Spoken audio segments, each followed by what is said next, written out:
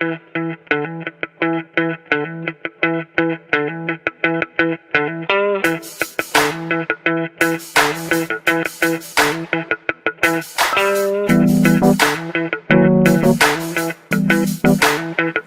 a 1 month hiatus, we are finally back. So let me formally welcome you once again to the Backstage Live, the online show dedicated completely to the Malaysian arts.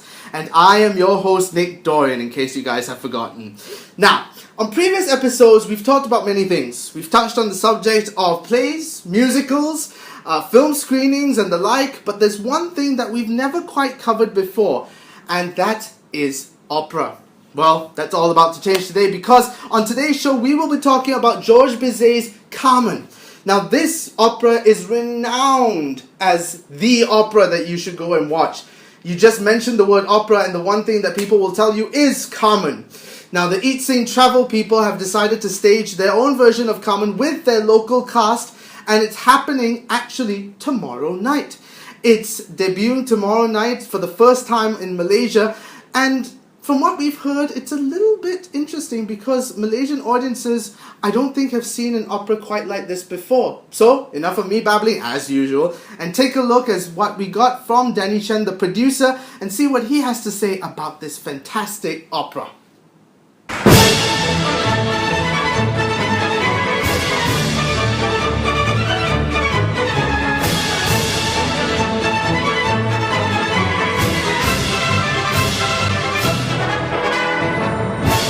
Is a French opera, and it's written by Georges Bizet.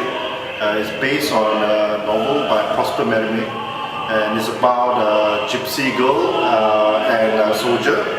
His name is Don José, and it's situated in Spain, in Sevilla, and it's about a story where Don José falls in love with Carmen, and he gets trick, from his duty as a soldier to join Carmen in a quest to be a smuggler and so forth.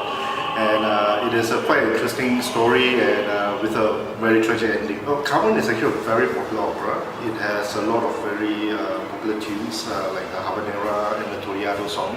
But why we chose Carmen really is because Carmen has a lot of opportunities for our local performers to participate in. In Carmen, we actually have you have a adult chorus, you also have a children chorus, and you have principal roles and minor principal roles.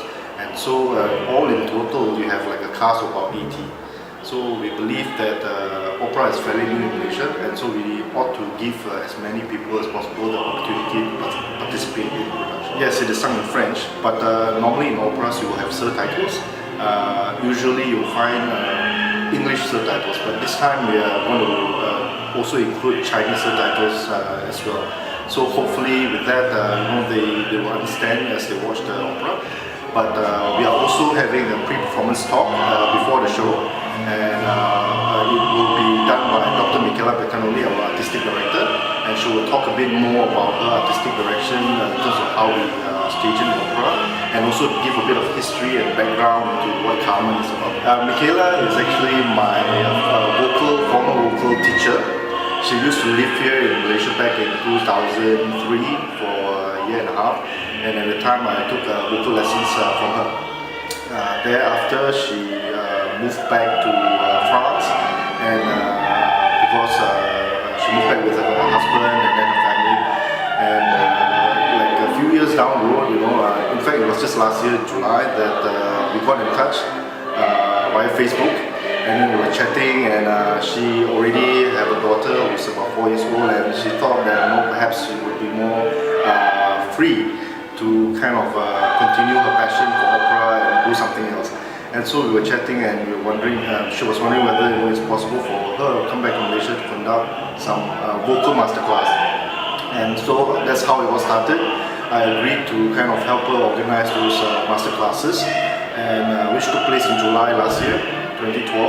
And after that, it was quite a success, and we went on to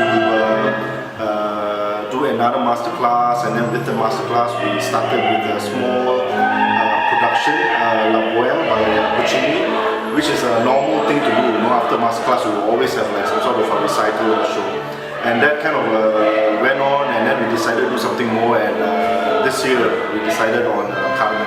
The music is fantastic. In fact, it's quite interesting that Carmen, when it was staged for the first time in 1875, it was a disaster because the story itself is very real. And so at that time, the society couldn't accept such a story and full of love, hate, and tragic drama, etc. So they couldn't accept it, and so it was not well received. And then, tragically, 3 months later, Bizet actually died. The composer, he actually passed away. And after that, the people started to realize how beautiful the composition is, the orchestration, the story, the music, and everything. It's really about music, drama, story, everything coming together as well. And so then it became really popular. In fact, Carmen is one of the most staged opera around the world today. And that was the world-renowned opera Carmen. Now, if you want to get your tickets, you better get them soon because word is they are selling out very, very quickly. So look across your screen right now. All the details that you need is right there across this screen. And if you're worried about not understanding the language, like Danny said before, there will be subtitles in English and in Mandarin, so you don't have to worry at all. Last but not least, of course, if you want to check out whatever else is happening in the art scene, look across your screen right now. The websites you should check out out there are very useful, friends. Kaki Seni, We Are Malaysia Made, and Stage KL. And not forgetting, if you want to give us a shout, the email is across your screen right now, thebackstagelife@gmail.com. So once again, that calls to a close another episode of the Backstage Life. It feels good to be back again, and we will be back with even more episodes in the next couple of weeks. So stay tuned because it's about to get exciting. So once again, I am Nick Dorian, and thank you so much for supporting the Backstage Life, and I will see you guys in the next episode. Peace out.